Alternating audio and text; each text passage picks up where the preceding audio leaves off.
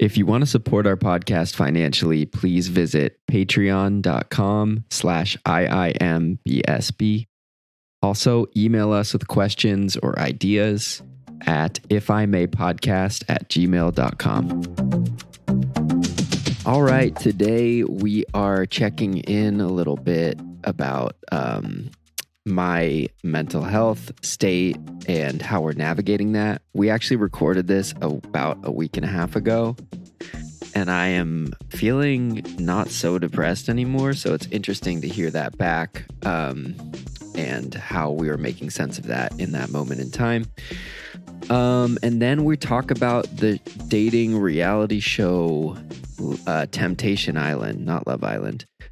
We've been wanting to look at a show like that we can kind of dive into because for better or for worse, that is one of the main areas that people in this country and in the world kind of look at people they don't know and assess their relationships and their qualities and what's healthy and what's toxic. And we're trying it out. So see what you think.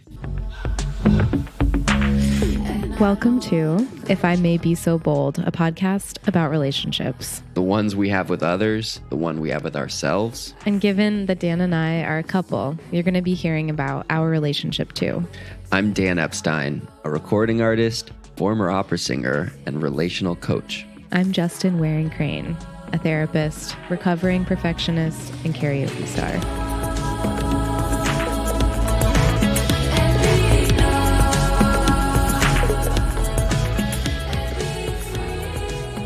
Want to check in about us? I do. Okay, why don't you initiate then? Well, I've been missing you, you know. Yeah. And it's just kind of, I think, maybe still the same thing as before. Maybe just because of your mental health stuff that's happening. Like, I can sense that you're not really here because of what you're going through. And I want a better picture. Why don't you describe a specific instance where you feel that or like interaction? Okay. So last night we're like getting ready for bed. But we were doing our own things last night. But you know, when I came home and went to your room, you're watching Harry Potter 2, Chamber of Secrets. We're gonna have to beep that out. No, it's famously,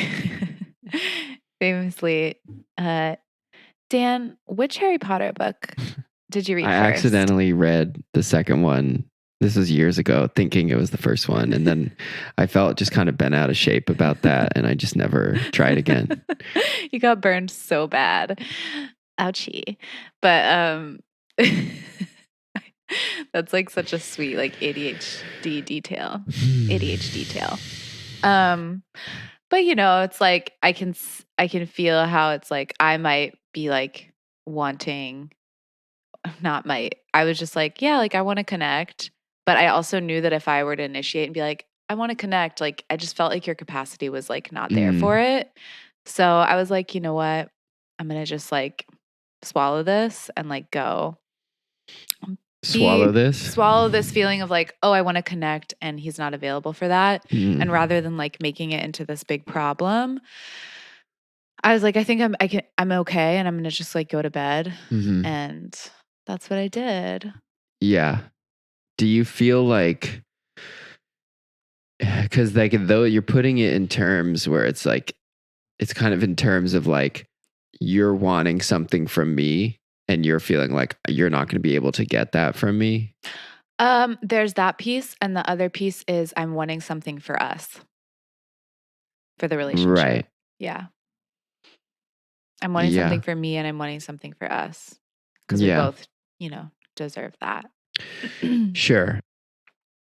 Yeah. It just, because I feel like for me, when I'm in that situation, like if you want to share something you're feeling, which you did, you said you were missing me. I'm definitely able to receive that. Yeah, you could receive it. I think I go into a bit of like my shame self when I feel like there's an expectation, of like, you wanting something from me that I'm not able to give or something.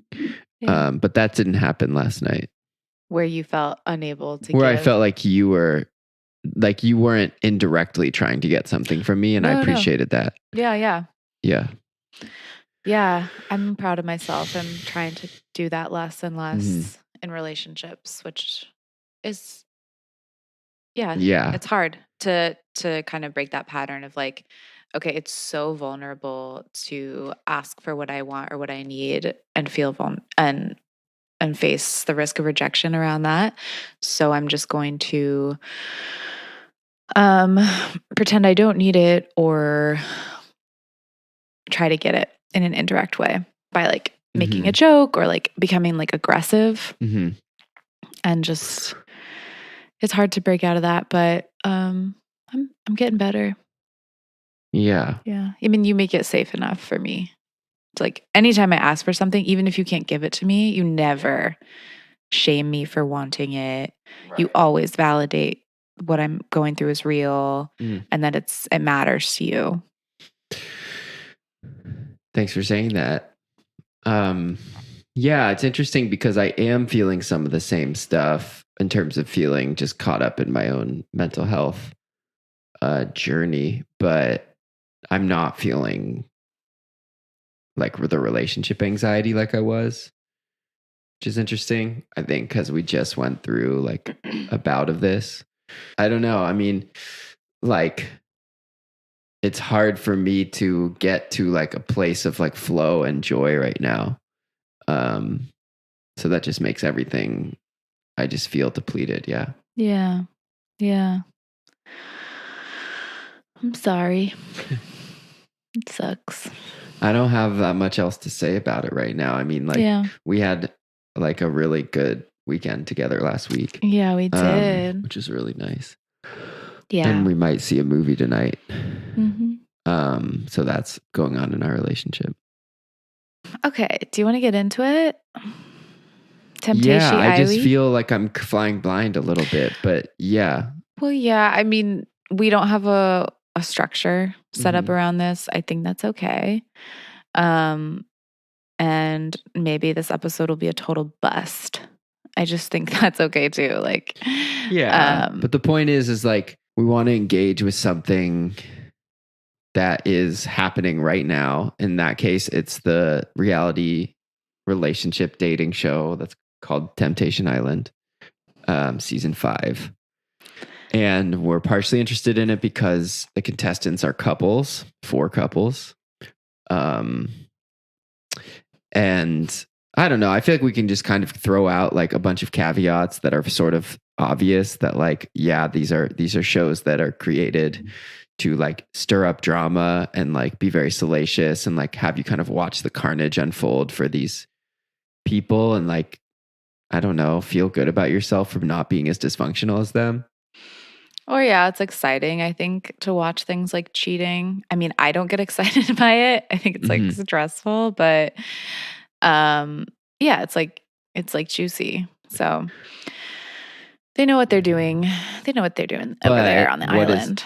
For sure. What is interesting about this one, and this is our first episode we've ever watched, which is, it's season 5.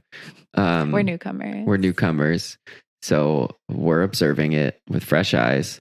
But what's interesting about this one is like, because the people are couples going into like this format where they're mingling with singles and stuff, which, that's the format is they go to this island, 4 couples. It's kind of like as a test of their relationship. Like, so you get a sense early on, like what's working, what's not working in their respective relationships. But like, there's this component where the host, as opposed to like Chris Harrison, who's just kind of like literally does nothing, just like sits there and like asks the worst questions. This host is kind of trying to poke at them and like kind of like give them a little nudge and like giving them right off the bat like a sense of like, oh, well, maybe that's a blind spot kind of thing in your he's relationship. sort of like a pseudo therapist. Yeah. And his name's Mark Wahlberg. He's and pretty weird. he's really weird looking. His nose has something so bizarre happening where it's like the bridge of his nose is like completely it's like flat. right angles on both sides. Yes, it's like a sidewalk. It's like a half pipe or something happening. I don't know. But and his style is obviously atrocious. It's like the tight button down shirt that's standing on a cliff above the ocean in this tight button down. Yeah, so I mean, we are coming in as newcomers, so there could be like all kinds of discourse that we are not aware of, and we won't be looking it up. And who knows how long this show has been around, because I won't be looking that up either. I don't like to do research. Can you just like angle your mic a little higher? Like, yeah. Or sometimes when I suggest something, you're like so sure it's a bad suggestion. Yeah, because you're dumb. Well, I want to be better. I want to be more open about that. Why do you think that is? Thanks for the feedback. I just feel like I can get kind of closed off because I do think, one, I have really good ideas. Two, it's like, maybe I thought about the thing that you suggested and tried it and it didn't work, So then I'm kind of like already annoyed because I'm like, yeah, I thought about that. Or like the reason I'm doing it this way is because the thing you're suggesting like didn't work and I tried it. It's like. Okay, so this would be a bad example for that one. This is a good example because I was trying to adjust this. I should have asked for help. I was trying to adjust this and I couldn't figure out how.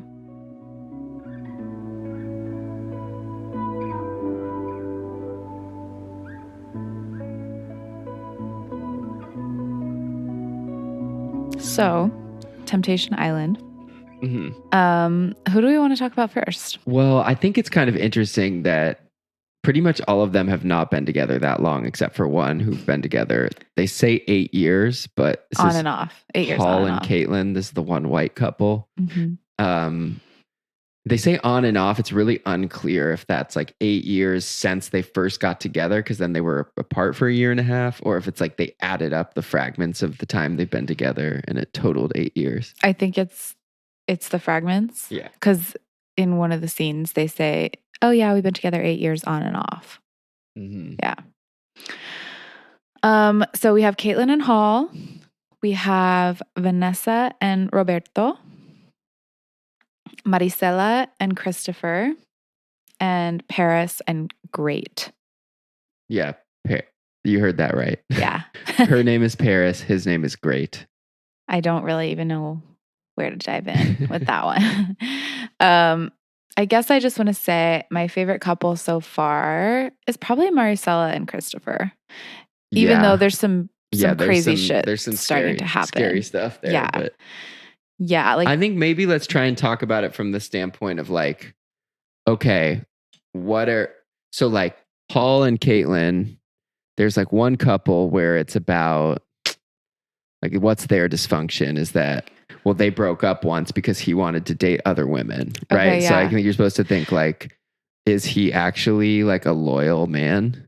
So what's wild is that Caitlin is learning that he broke up with her 3 years into their relationship because he wanted to date other women. But she's learning that that's why he broke up with her on the show. Like, yeah, she's like in tears. In one of the first scenes. Yeah, at bonfire. So that's what they call it, at bonfire. It's like the rose ceremony. Which I felt was surprising because it sounds like what happened from the way that they describe it is that they broke up and then they got back together like a year and a half later and just didn't process the breakup at all. Right. And what that had meant to them. It was like, oh, okay, thank God that's over. Like, we're back together now. Done. Yeah. And then, so Mark Wahlberg says, it's not the Mark Wahlberg, No, yeah. He says, it's a better one. Sounds like, he's like, I think you have a lovely relationship and there's a lot of stuff unsaid. Yeah. And I think he's probably right. It's kind of funny because some of the things he says are, I think, pretty spot on. Other things, maybe not so much, but it's like, I don't think we should dive into his history a little bit. But they don't try at all is be like, this person has any expertise on emotions or relationship or communication necessarily. He just seems like a host. Yeah. Yeah. Also, there's this thing on the show, which is like, because it's all about temptation and they're couples, where it's like they're all kind of bracing themselves for like what's about to Yeah. happen, you know, Yeah. like, oh God. And it's like, it's kind of as if they all don't want to do it. Yeah. But then it's also like they really, some of them in particular, it's like they really do want to do it. Yes. It's clear. Hall of Caitlyn and Hall was the one where I was cringing at this the most, what you just described, Dan, because it was like he is embodying this trope that I absolutely hate when he's kind of like acting like, I don't know how this is happening. And he also has a southern accent really, too, like which Georgia. I love a southern accent. So I don't want to slam that, but it's like kind of, it enhances him sort of as this, like, I don't know how I got here, you know, like, Right. It's like she wanted to do it. That was the other thing. It was like she wanted to do the show. Yes. And so it's like he makes a comment to her that is like, what'd you get me into? Yeah. He's like, what are you doing to me? As he's being like pulled off to the side by this beautiful woman that he's clearly flirting with. And it's like, bro, you clearly want this, but he's trying to play it off as if like, no, I don't. And I'm just like this helpless, like, you know, victim being dragged along. That is toxic. I hate what is that? It's like, it's just, I think, like a way to avoid like culpability. It's sort of like this, my hands are tied. Like, I don't know how I got here. I don't know what I'm getting myself into. And it's like, okay, but like you knew that this was what you were getting yourself into, and like you were playing a role in this. Like he's like flirting with these women. He's like pouring tequila shots for them, taking shots with them. And then as they're pulling him off to the side, he's passing by Caitlyn and being like, what did you get me into, Caitlyn? Right. And he's like loving it. It's also kind of like he's holding that over her as if it's like, if something does happen, I kind of have this card to play. Yes. If something does happen, if I cheat on you, it's on you. It's like, well, like I actually didn't, it wasn't even my idea to do it, which is pretty thin. Oof. That's nasty. Flimsy. I see right through it. Moving on. Vanessa and Roberto are really, they're the most chaotic. They're chaotic. They're by far. They're kind of a mess. He's 10 years younger than her. Mm-hmm. He's 24. Yeah. Vanessa, 34. Roberto, 24. Oh my gosh, they met in Qatar. Okay. At the World Cup? What they both thought was a one-night stand. Wow. Well, so yeah, basically the problem here, as they describe it, is Vanessa is,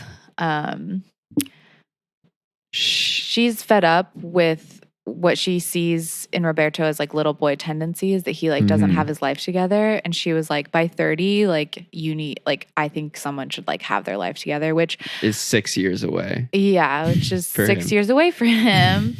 So he's got time, but he also just like, seems like, I don't know, like he's like, she sees me as like a little boy. And I'm like, well, like you are acting like a little boy a lot of the time. And what was driving me crazy in their dynamic was that they started fighting because,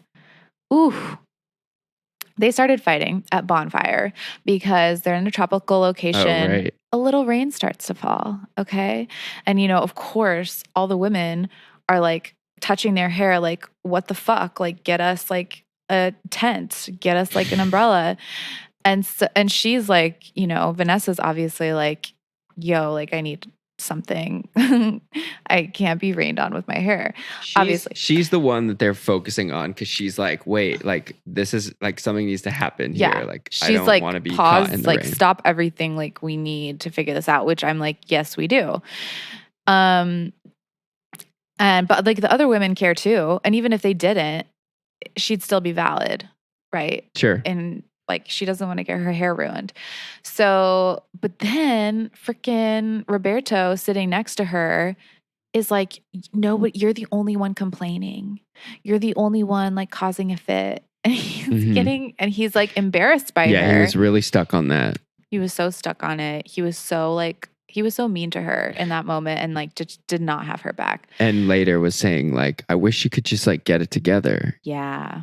Yeah. Like just suck it up, basically. Like this isn't a big deal. Yeah. So minimizing her feelings, obviously. So the conflict starts then, but then when they go like into the house and like start having this party, they're continuing to fight.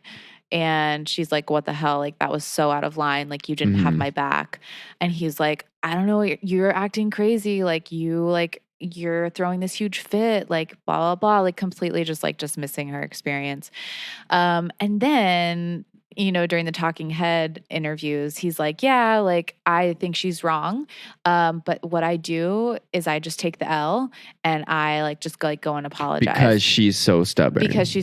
Basically. So he basically says on this interview, I think she's wrong. And, but I'm just going to apologize anyway. So it's like, it's fucking fake. They skipped over the conflict, basically. Yeah. And so he goes and he's like apologizes to her, but it's obviously not sincere because in his head, this whole time he's thinking, I shouldn't have to apologize because I'm right and she's wrong, but whatever. Like, I'll just like go along with this. So yeah. They're going to break up for sure. Mm-hmm. It's not a question. Okay. Maricela and Christopher. This is my favorite couple, even though he's starting to like do some controlling stuff that I'm now really concerned about. Maricela and Christopher. I feel for the majority of the episode was like kind of like giving nothing, right? Like he was like the most like blank slate. Like I have no idea what this person's like. Yeah. Hard to read Christopher. They're the best looking couple, I would say. They're the hottest. And I think like their relationship to me is the most compelling. They've been together 2 years. They're both like really strong, like independent, free-spirited people. I think they're both avoidant. Mm-hmm. And so it's kind of interesting that they're still together because usually two avoidants don't date because they're, running away from each other. Avoidants need an anxious person to like reel in. Yeah. Or a secure person. Yeah. Yeah. So, I'm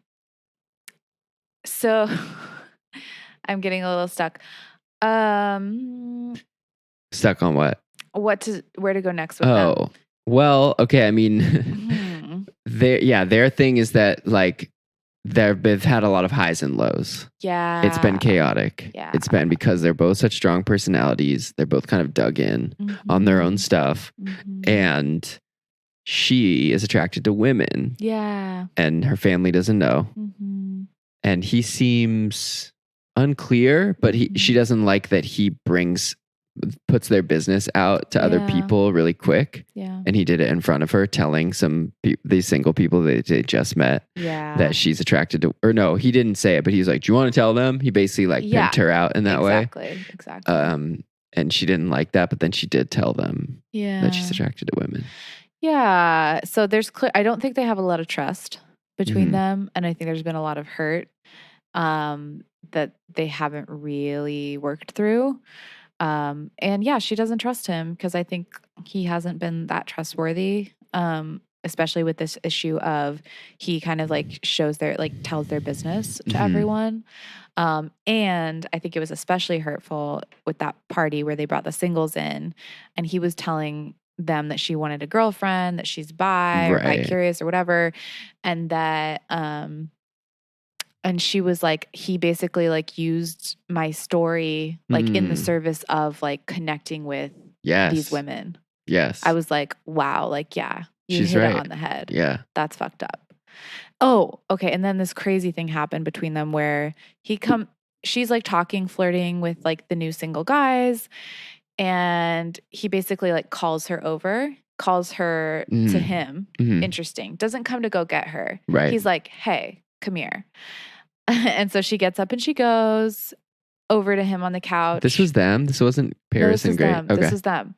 And she like has her like wine glass or whatever. And he's like, I don't remember exactly what he says, but he's like, you having fun? Okay, good. But like, you're getting a little too drunk. So like, no more drink for you. Like I'm cutting you off. Right. And she's like, this isn't alcohol.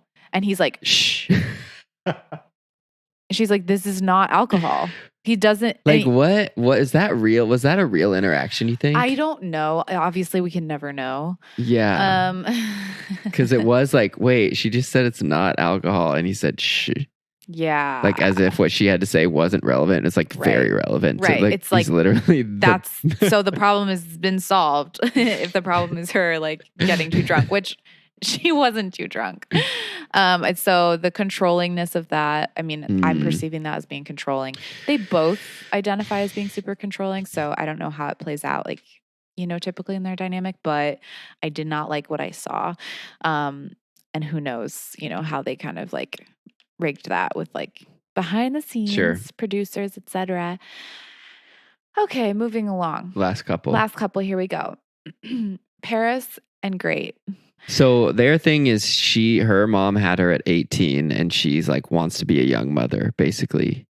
He of everybody on the show is clearly like really excited to fuck other women. Yeah. That's like the vibe. And he's already cheated on her multiple times in like whatever, they've been together like 20 months or something. With no repair, apparently. Because like she was like crying during Bonfire, like, he's cheated on me, blah, blah, blah. It's very painful. And like, she's clearly like so sad about it and so hurt. And our therapist, Mark Wahlberg, was like, that must have been so painful. And she like just like breaks. She's like crying. It's like, of course it wasn't. Like, no one's validated that for her. And I'm just like, they're going to break up 1000%. And he also just seems like so ready to like, he's like literally his body is like so excited. He's like he's like grooving like with anxious enthusiasm, like eagerness. He's chomping to like, all right, let's get to this fun part. I also like, this is mean, but his face, he just looks so dumb. Like it's just like, this is rude. But and so that's a stereotyping, or that's a like a, what's it called? That's an appearance-based judgment, but he's just like, he can't help He's really muscular. I don't think he's He has one of those heads that looks like from lifting weights, like the size of his shape of his head has changed, is what it looks like. Yeah.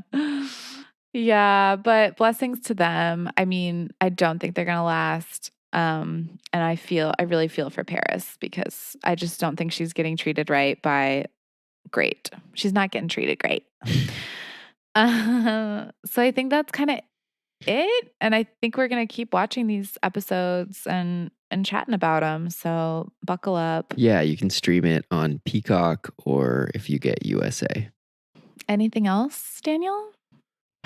I mean, I think there's a conversation about like what function these kinds of shows serve. Yeah, it's sort of set up as like, get clarity on your relationship. Like, come to Temptation Island if you want to test your relationship, if you want to come out stronger as a couple, or like see how strong you are as a couple. This experience is going to give you what you need. And I'm kind of like, well, yeah, maybe, but like, what's the cost of that going to be? Yeah, if you're in a relationship and you're like, I like being in this relationship, but I'm aware there's like these clear issues, like if your primary goal is like to address the issues, there's better ways, obviously. So like that's the part that gets unsaid. Yeah, I don't. And with other shows, I mean, maybe there's some of this on this show of like, there's always like are they here for the right reasons? Are they here just to be on TV, just because they want to get famous? I don't really feel like that's like, maybe that is happening. And I'm just so like naive that I don't like see it. And maybe they're like coming on as like a couple that wants to like build their brand, or they're coming in like wanting to build their brand and be like, I don't fucking care about this relationship, and I just want to like build my TV personality, or like whatever. I kind of like though that like it's like built into the show that like, yeah, the point is to like test the relationship a bit. So it's like, it's not like, why are you flirting with her? Although they do kind of do that, but like that's like they're supposed to flirt. It's like, yeah, it's kind of both clunky, and I also kind of like that it's like there would never be a contestant who's like, oh, he didn't flirt with anyone the whole time. Right. Right? Like, then they wouldn't bring them on the show. So, yeah. Yeah. Yeah, they definitely select couples who are like, yeah, like on the rocks, right? Or Yeah. there's like something pretty unresolved in the relationship. Do you feel like it's set up though, because it feels like it definitely might be, to be like kind of like pick a person to blame for why the relationship didn't ultimately work out if it doesn't work out, you know? Oh, I don't know if it's set up that way. I think absolutely it's going to be produced that way. Mm-hmm. And another thought I had was, are they sort of going into this show, or like the way that the show handles cheating, or are they selecting couples that have this paradigm of cheating, or this idea of cheating where it's like, if you go to Temptation Island and like your partner's not faithful to you, then that means you automatically break up and like don't leave the island together. Versus like, okay, Well, maybe like you go in and like you flirt and like, yeah, you Right. actually both like hook up with other people, or one hooks up with other people, but then like you're like, ooh, like I really didn't want that, and you come back together. That would be, something that I might know if we had watched this show ever before, but I'm I curious. bet that happens. Yeah. I would guess that does Yeah. happen.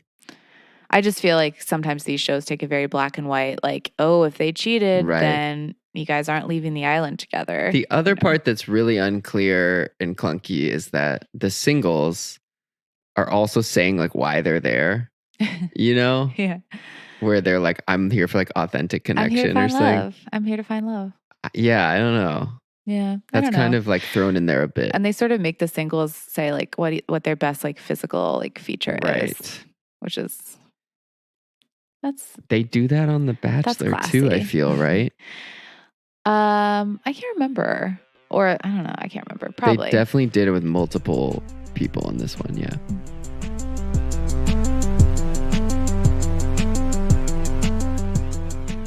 And that's our show. Thanks for joining us. Our music is by Nightlight. We self-produce this podcast, so please subscribe, rate, and review. It really helps.